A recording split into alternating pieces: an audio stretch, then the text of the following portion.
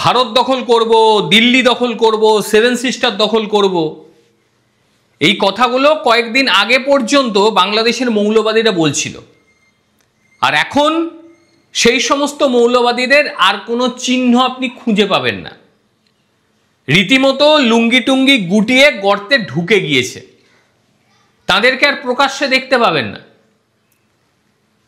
গোটা বিশ্বে এই ধরনের মানসিকতার যে লোকজন, সেই লোকজনের কমতি নেই, কিন্তু বাংলাদেশেও ভরপুর এই ধরনের মানসিকতার লোক রয়েছে, যাদের বড় বড় লেকচার, সেই লেকচারওয়ালা মানুষগুলো লেকচার দিয়ে নিজেদের দেশেরই যে কতটা ক্ষতি করেছে ওই নিরেট বুদ্ধির লোকগুলো এখন আপাতত বুঝতে পারছে কিনা আমার জানা নেই, তবে তারা পালিয়ে গিয়েছে, তাদের আর মুখ থেকে কিচ্ছু বেরোচ্ছে না। কয়েকদিন আগে আপনারা শুনছিলেন, আমাকেও অনেকে মেসেজ পাঠাচ্ছিলেন যে আপনি ভিডিওটা করুন, যে বাংলাদেশের ভেতরে ভারত ঢুকে গিয়েছে, 60 কিলোমিটার অংশ দখল করে নিয়েছে। না না, তেমনটি কোনো ব্যাপার নয়, এটা একেবারে উদ্দেশ্য প্রণোদিতভাবে ছড়ানো হচ্ছিল। তবে ভারতবর্ষ এই কয়েকদিনে এমন কিছু কাজ করে দিয়েছে যাতে গোটা বাংলাদেশ আবারও পুনরায় অচল অবস্থার দিকেই যাবে। কারণ সেই সময় ভারত কথাগুলো হজম করেছিল এবং বোঝার চেষ্টা করছিল যে এই কথাগুলোর মধ্যে আদতেও কোনো সারবর্তা রয়েছে কিনা, বা কতটা লাফাতে পারে একটু দেখি। কারণ সুতো তো ভারতের হাতে, যেমন ঢিল ছাড়বে তারা সেরকমভাবে লাফাবে, ভারত মাপছিল। আর এবার গোটা বাংলাদেশকে ঘিরতে শুরু করে দিল ভারতবর্ষ। তাদের দেশে ঢোকেনি, তবে নিজেদের দেশটাকেই ভারতবর্ষ এমন সুরক্ষা বলয় এনে দিল যে এটা দেখে বাংলাদেশিদের গলা শুকোতে শুরু করে দিয়েছে। বলছিল না আমরা চিকেন নেক দখল করে নেব, চিকেন নেককে আরো শক্তিশালী করার পরিকল্পনায় ভারতবর্ষ মোট 3টি নতুন সামরিক ঘাঁটি স্থাপন করে দিয়েছে। মোট 3টি। উদ্দেশ্য উত্তর পূর্ব ভারতকে কঠোর শক্তিশালী বন্ধনে আবদ্ধ করে দেওয়া। শীর্ষ গোয়েন্দা সূত্রের মত, চিকেন নেক নামে পরিচিত এই যে জায়গা, এই জায়গাটার ওপর নজর তো আগে থেকে চীনের ছিলই। এবার পাকিস্তানকে সঙ্গে নিয়ে বাংলাদেশ তারাও বিভিন্ন রকম কাজকর্ম করছিল, যেটা ভারতের নজর এড়িয়ে যায়নি। এই চিকেন নেককে শক্তিশালী করতে বাংলাদেশ সীমান্তে মোট 3টি সামরিক ঘাঁটি স্থাপন করে দিয়েছে এবং কৌশলগতভাবে শিলিগুড়ি করিডরকে রীতিমতো সুরক্ষিত করে দিয়েছে। কোথায় কোথায় করা হলো? করা হলো আসামের ধুবড়ী, বিহারের কিষানগঞ্জ এবং চোপড়া। ভারত বাংলাদেশ সীমান্তে 3টি নতুন সামরিক ঘাঁটি, এবং সেটা সক্রিয় হয়ে গিয়েছে। এর ফলে পূর্ব সীমান্ত শক্তিশালী হয়ে গেল, উত্তর সীমান্ত তো ছিলই। এবং এই যে চিকেন নেক নামে পরিচিত এই এলাকাটা যথেষ্ট সংবেদনশীল এবং কৌশলগতভাবে এর ফাঁক পূরণ করে দেওয়াটা ভীষণ প্রয়োজন ছিল। এবং ভারতের এই যে 24 কিলোমিটার অংশ, এটা কাটার জন্য অনেক মৌলবাদী বসেছিল, চেষ্টা চালাচ্ছিল। এইবারে কাট, কত ক্ষমতা সেটা দেখি। যদিও ভারতের তরফ থেকে বলা হয়েছে এতটা প্রয়োজন ছিল না, তবে করা হয়েছে সাময়িক পরিস্থিতি দেখে। কারণ ভারতের এই স্ট্রেংথটা আগে থেকেই ছিল যে মাত্র কয়েক মিনিটের মধ্যে সেখানে সেনা হাজির করিয়ে দিয়ে একটা বিপুল প্রতিরোধ গড়ে তোলার ক্ষমতা ভারতের আগে থেকেই ছিল।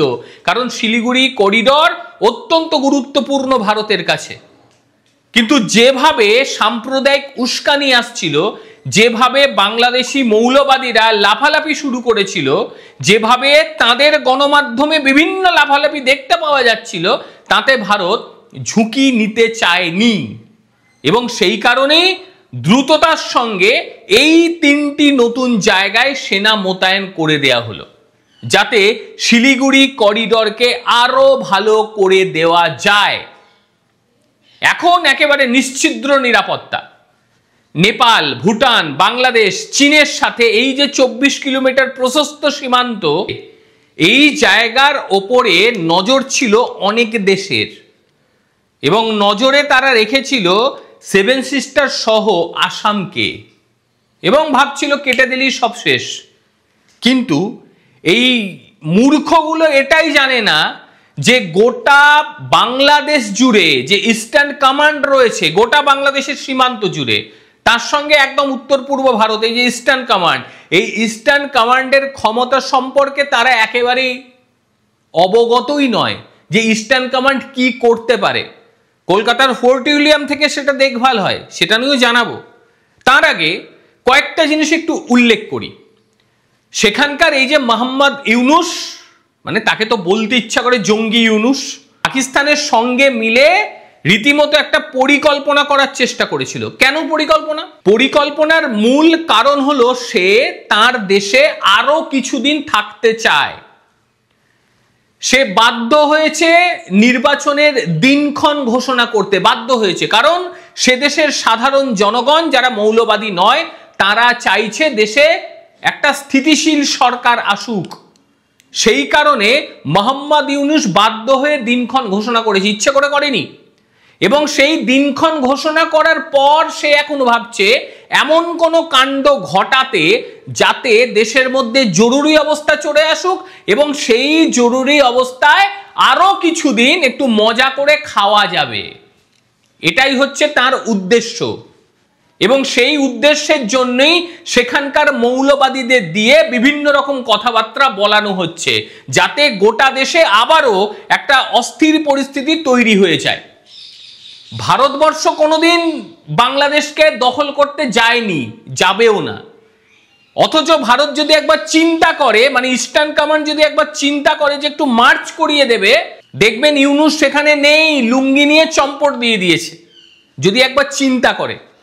বর্তমান সময়ে আপনারা দেখবেন যে পাকিস্তানের জয়েন্ট চিফ অফ স্টাফের যে চেয়ারম্যান জেনারেল শাহিদ শামসাদ মির্জা, তিনি সাম্প্রতিক সময়ে বাংলাদেশ সফর করেছিলেন।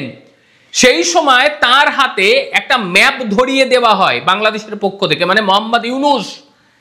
সেই ম্যাপটাকে নাকি বলছে গ্রেটার বাংলাদেশ। আরে ভাই, কিসের গ্রেটার? তোরা তো নিজেরাই গ্রেট নোস, তো গ্রেটার কথাটা আসবে কি করে? অশিক্ষিত মূর্খগুলো এগুলো বোঝে না। মোহাম্মদ ইউনুস এই চূড়ানটা বাংলাদেশিদের খাওয়াচ্ছে যে দেখো আমার মধ্যে সেই ক্ষমতা রয়েছে যে আমি গ্রেটার বাংলাদেশ করে দেবো, বেশ কিছু অংশ ঢুকিয়ে। সেই সমস্ত ম্যাপ বিভিন্ন জনাকে দিয়ে বেড়াচ্ছে ইউনুস। এই মানুষটা নিজের দেশের মানুষকে ঠিক রাখতে পারে না, এবার পরের দেশকে দখল করতে যাবে। আশা দেখুন, বয়স তো 80 বছর পার, কিন্তু তা সত্ত্বেও এর ক্ষমতার লোভ এতটাই বেশি, এ নিজেও জানে যে ভারতের একটা ওই লোমও ছিঁড়তে পারবে না, সে ক্ষমতা আর নেই। অথচ চুরান খাওয়াতে হবে, মানুষকে নেশায় বুঁদ করে রাখতে হবে। আর কিছু বাংলাদেশিরা রয়েছে, সেই সমস্ত বাংলাদেশিদের মাথা পুরো নিরেট, সেখানে মৌলবাদ ভর্তি হয়ে রয়েছে। তারা তো নাচবে, এই আমি ভারত দখল করে নেবো, গ্রেটার বাংলাদেশ হবে। আরে ভাই, যারা নিজেরা গ্রেট নয় তারা গ্রেটার বাংলাদেশ তৈরি করবে কি করে? সম্ভব নাকি?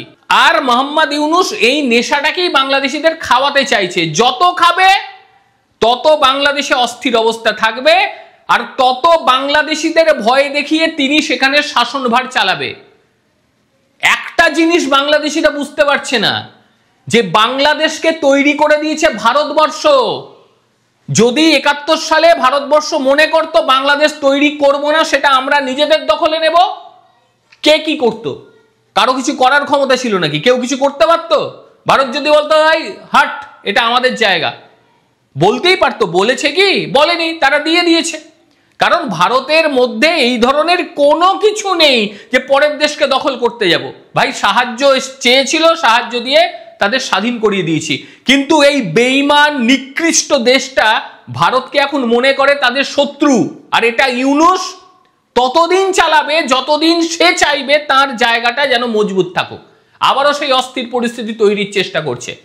এই যে 60 কিলোমিটার ভেতরে ঢুকে গিয়েছে, এই গল্পটা ইউনূসের দ্বারাই ছড়ানো হচ্ছে, যাতে বাংলাদেশে আবারও পরিস্থিতির অস্থির আকার ধারণ করে, বাংলাদেশিদের মধ্যে একটু চুরান বেশি করে বেচা যায়, তাহলে বাংলাদেশিরা বলবে না না আপনি থাকুন, আপাতত থাকুন, আমরা খুব বিপদে রয়েছি।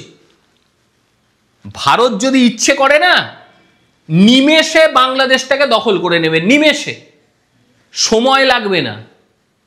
তার জন্য বাংলাদেশিদের চুরান খাইয়ে ভয় দেখিয়ে লাভ নেই। তো যাই হোক, মৌলবাদীদের তো বিশ্বাস নেই, এরা যা তা করে দিতে পারে, আর মোহাম্মদ ইউনূস নিজেদের আসন বাঁচাতে গিয়ে কিছু না কিছু কাণ্ড ঘটিয়ে দিতে পারে। সেই কারণে শিলিগুড়ি করিডর সহ উত্তর পূর্বের যে অংশ, সেই অংশগুলোকে আরো একটু নিরাপত্তা প্রদান করার দরকার ছিল। বলা যেতে পারে গোটা বাংলাদেশই ঘিরে গিয়েছে, ভারতীয় সৈন্যরা গোটা বাংলাদেশকে ঘিরে নিয়েছে। লাফা, যত লাফাবি লাফা, বোতলের ভেতরে লাফাবি, বাইরে এলেই ঠ্যাঙের 12টা বেজে যাবে। কারণ মোহাম্মদ ইউনূস সে তো আমেরিকার দালাল বলুন, পোষ্য বলুন, যা খুশি বলতে পারে, সে আমেরিকাকে বলেছে যে আরো কয়েকদিন আমি থাকছি, তোমরা তোমাদের যে প্ল্যান প্রোগ্রামগুলো রয়েছে, একই তো বাংলাদেশের অর্ধেক বেঁচে দিয়েছে, সেই প্ল্যান প্রোগ্রামগুলো এক্সিকিউট করে নিন, এটাই চাইছে সে। তবে বাংলাদেশের নির্বাচন আদতেও হবে কিনা আমার জানা নেই, বাংলাদেশিরা আবারও জাগ্রত হয়ে উঠবে কিনা আমার সত্যি জানা নেই। তারা যদি জাগ্রত হয়ে ওঠে ভালো, সুস্থ হবে, স্বাভাবিকভাবে তারা বাঁচবে। আর যদি এই মোহাম্মদ ইউনূসকেই তারা মাথার ওপরে রেখে দেয়, কারণ তাদের মাথায় তো নেশা ঢুকে আছে বাংলাদেশিদের, সেই নেশা যতদিন থাকবে ততদিন তারা মাথায় মোহাম্মদ ইউনূসকে রেখে দেবে, আর ততদিনই তাদের অবস্থা বাজে থেকে বাজে জায়গায় পৌঁছবে। একটা জিনিস খেয়াল করে দেখুন, যদি নির্বাচন হয়ে কেউ সে দেশের দায়িত্ব নিত, তাহলে কিন্তু তার কিছু দায়িত্ব বোধ থাকতো। শেখ হাসিনার কথা বাদই দিন, খালেদা জিয়াও যদি সেখানে আসে, নির্বাচনে অংশ নিয়ে ভোটে জিতে আসে, তখন দেখবে তার মধ্যেও দায়িত্বশীল মনোভাব থাকবে, কারণ সে জনগণের ভোট দ্বারা নির্বাচিত হয়ে এসেছে।